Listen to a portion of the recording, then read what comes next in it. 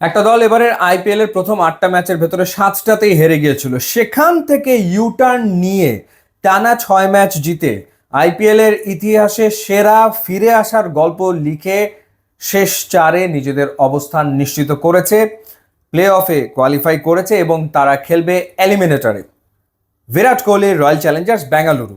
এবং তারা মুখোমুখি হবে এমন একটা দলের যেই দলটা এবারের আইপিএল এর প্রথম 8 ম্যাচের 7টায় জিতেছে, রাজস্থান রয়্যালস। 1 মাস আগের পয়েন্ট টেবিলের দিকে যদি আপনি তাকান, তখন রাজস্থান রয়্যালস ছিল পয়েন্ট টেবিলের 1-এ আর রয়্যাল চ্যালেঞ্জার্স বেঙ্গালুরু ছিল পয়েন্ট টেবিলের তলানিতে। আর ঠিক এই মুহূর্তে রাজস্থান রয়্যালস পয়েন্ট টেবিলের 3-এ, রয়্যাল চ্যালেঞ্জার্স বেঙ্গালুরু পয়েন্ট টেবিলের 4-এ। তো তারা মুখোমুখি হবে হচ্ছে এলিমিনেটরে 22শে মে আহমেদাবাদে, এই দুই দলের লড়াই। আর একটা হচ্ছে কোয়ালিফায়ার ম্যাচ, যেই ম্যাচটাতে পয়েন্ট টেবিলের 1 আর 2-এ থাকা কলকাতা নাইট রাইডার্স এবং সানরাইজার্স হায়দ্রাবাদ মুখোমুখি হবে 21 তারিখে। সেই খেলাটাও হবে আহমেদাবাদে। সেটাও একটা সুপার ম্যাচ হবে বলে মনে হয়, কারণ এই দুইটা team through out the tournament এত সুন্দর ক্রিকেট খেলেছে, অ্যামেজিং ক্রিকেট তারা আসলে খেলেছে। সবশেষ ম্যাচটা আসলে বৃষ্টিতে পন্ড হয়ে গেল কলকাতা নাইট রাইডার্স এবং রাজস্থান রয়্যালসের। তাতে কেকেআর এর কিছু যায় আসেনি, তারা টেবিল টপার ছিল, টেবিল টপারই আছে।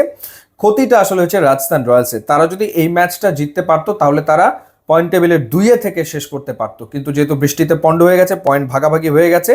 আর অন্যদিকে যখন সানরাইজার্স হায়দ্রাবাদ পাঞ্জাব কিংসকে হারিয়ে এসছে এবং 214 রান তারা চেস করে ফেলেছে 19.1 ওভারে।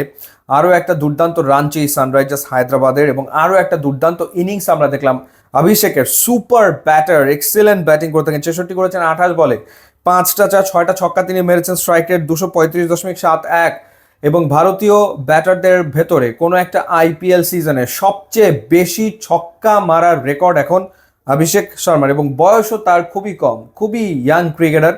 গত সিজনেও খুব একটা খারাপ আসলে খেলেনি, কিন্তু স্ট্রাইক রেট ছিল অ্যারাউন্ড 130-140-র মতো। সেই জায়গাটা থেকে এবারে তার ম্যাসিভ ইম্প্রুভমেন্ট, ক্লিন হিট করছেন, বড় বড় ছয় আসলে তিনি মানেন, দারুণ ব্যাটার, কোনো সন্দেহ আসলে নাই। সো পাঞ্জাব এই ম্যাচটা হেরেছে 200-র উপর রান করার পরও, এবং ক্লাসেন 26 বলে 42 রান আসলে করেছেন। এবং যখন থেকে রান চেস করা শুরু করেছে সানরাইজার্স হায়দ্রাবাদ, তখন থেকে মনে হয়েছে এই ম্যাচ আসলে সানরাইজার্স হায়দ্রাবাদই জিতবে, পাঞ্জাবের জেতার কোনো সুযোগ আসলে নেই, এবং হয়েছেও আসলে তাই।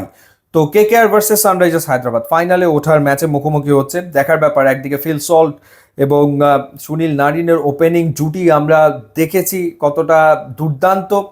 তো অন্যদিকে ট্র্যাভিস হেড এবং অভিষেক শর্মার ব্যাটিংও সবাই আসলে উপভোগ করেছে, ক্লাসেনের ব্যাটিং সবাই উপভোগ করেছে, আন্দ্রে রাসেলের কেমিওগুলো সবাই এনজয় করেছে। সো দারুণ একটা ম্যাচ হবে, কোনো সন্দেহ নাই।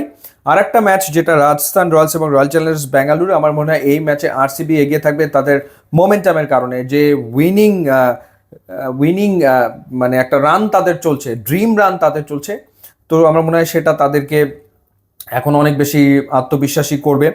এবং বিরাট কোহলি যে ফর্মে আছে, যে red hot form king Kohli, সুতরাং সেটা নিশ্চয়ই তিনি ধরে রাখবেন এবং আরও অনেক কিছু অ্যাচিভ করতে চাইবেন এই আসর থেকে। 700 রান এরই ভেতরে তিনি করে ফেলেছেন এবারের আসরে, নিশ্চয়ই আরও অনেক কিছু অ্যাচিভ করতে চাইবেন।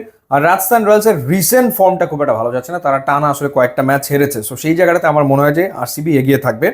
বাট কেকেআর আর সানরাইজার্স হায়দ্রাবাদের ম্যাচ একটা ফাটাফাটি ম্যাচ হবে বলেই মনে হচ্ছে। কে জিতবে বলে মনে হয় জানাবেন, ইউটিউব ইনস্টাগ্রাম লিঙ্ক দেওয়া আছে, যোগ দিলে খুবই খুশি হবো। And thanks for watching.